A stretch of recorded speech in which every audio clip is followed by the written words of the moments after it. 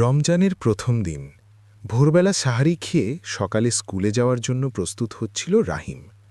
তার ছোট বোন আয়শা জিজ্ঞেস করল, ভাইয়া, রোজা রাখলে কষ্ট হয় না?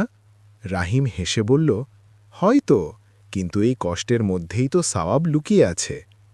স্কুলে গিয়ে তার বন্ধু করিম বলল, আমার তো খুব ক্ষুধা লাগছে, আল্লাহ কেন আমাদের না খেয়ে থাকতে বলেছেন?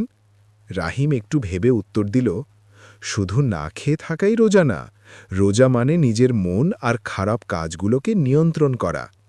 বাড়ি ফিরে ইফতারের সময় বাবা বললেন, তোমরা জানো রমজান আমাদের কি শেখায়? আয়েশা বলল, ক্ষুধার কষ্ট বুঝতে। বাবা মাথা নেড়ে বললেন, হ্যাঁ, আর ধৈর্য, সহানুভূতি। সবাই খেজুর দিয়ে ইফতার শুরু করালেন। নামাজ শেষ করে রাহিম বলল, আজ স্কুলে একজন দরিদ্র সহপাঠীকে দেখলাম, সে রোজা রেখেছে কিন্তু ইফতারের জন্য কিছু নেই। বাবা বললেন, তাহলে কাল থেকে আমরা ওর জন্য ইফতারের ব্যবস্থা করব ইনশাআল্লাহ। পরের দিন ইফতারের সময় করিমের কথা মনে পড়তেই রাহিম ফোন করল, তুই চাইলে আমাদের বাসায় ইফতার করতে আসতে পারিস? করিম আবেগে বলল, সত্যি? ইফতারের সময় সবাই একসাথে দোয়া করল।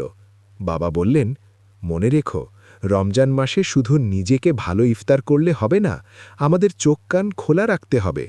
আমাদের প্রতিবেশীরা সবাই ইফতার করতে পারছে না কি, কারোর আর্থিক অবস্থা খারাপও হতে পারে। যদি আমরা সবাই মিলে তার ইফতারের ব্যবস্থা করতে পারি, তাহলে আমরা একদিনের ইফতারের সমান ৭০ দিনের সওয়াব পাব। রাহিম বুঝল, রমজান মানে শুধু ক্ষুধা নয়, এটা নিজেকে বদলে ফেলার মাস।